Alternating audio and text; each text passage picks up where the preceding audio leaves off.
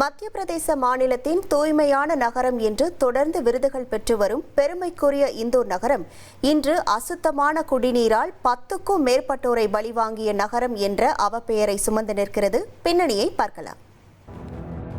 இந்தூரில் உள்ள பகீரத்புரா பகுதியில் வசிப்பவர்கள் திடீரென கடந்த திங்கட்கிழமை முதல் வாந்தி, அதிக காய்ச்சல் மற்றும் வயிற்றுப்போக்கால் பாதிக்கப்பட்டு நகரத்தின் பல்வேறு மருத்துவமனைகளில் குவிந்தனர்.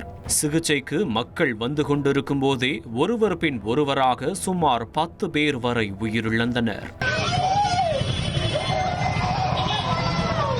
விசாரணையில் உள்ளூர் காவல் சோதனை சாவடி அருகே இருந்த கழிப்பறை ஒன்றிலிருந்து கசிந்த கழிவுநீரானது குடிநீர் பைப்லைனில் கலந்தது கண்டுபிடிக்கப்பட்டது.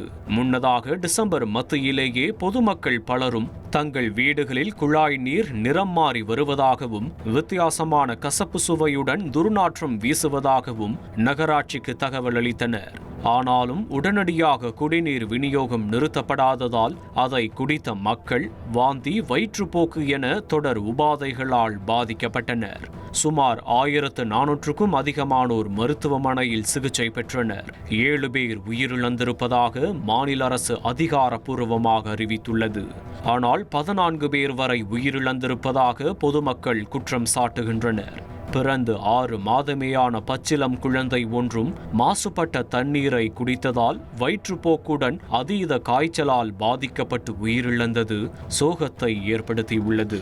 மாநில அளவில் 16 நகராட்சிகளின் மேயர்கள், தலைவர்கள், மாவட்ட ஆட்சியர்கள், சுகாதாரத்துறை அதிகாரிகளுடன் அவசர ஆலோசனை கூட்டத்தை நடத்திய மத்திய பிரதேச முதல்வர் மோகன் யாதவ் மாநிலம் முழுவதும் குடிநீர் குழாய்களை மறு ஆய்வு செய்ய உத்தரவிட்டார்.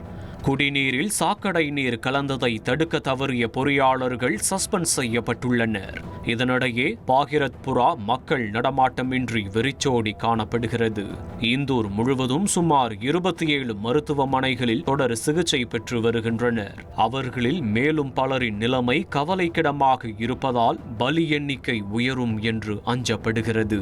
உடைப்பு சரி செய்யப்பட்டு குழாய் வழி குடிநீர் விநியோகம் மீண்டும் தொடங்கப்பட்டிருப்பினும் முன்னெச்சரிக்கையாக மக்கள் நீரை காய்ச்சி பருக அறிவுறுத்தப்பட்டுள்ளது.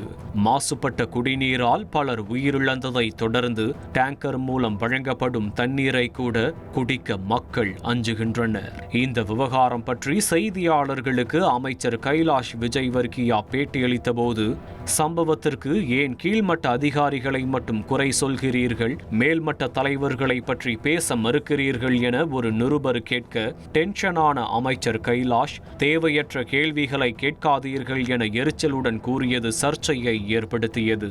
அவரது பேச்சு வைரலானதை தொடர்ந்து பல்வேறு தரப்பினரும் கடும் கண்டனம் தெரிவித்தனர்.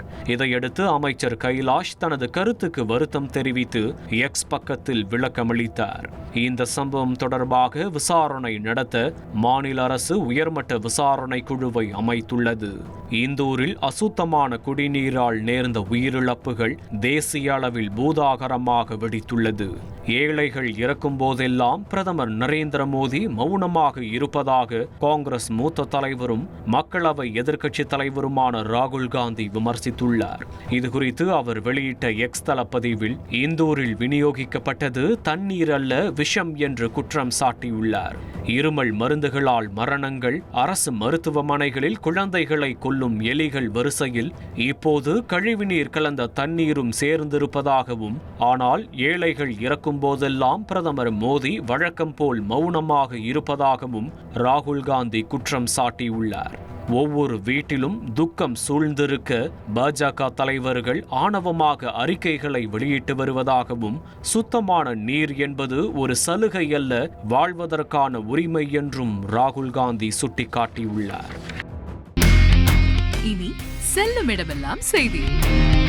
தந்தி டிவியின் வாட்ஸ்அப் சேனலை ஃபாலோ பண்ணினா செல்ல இருக்கும் இடமெல்லாம் செய்தி.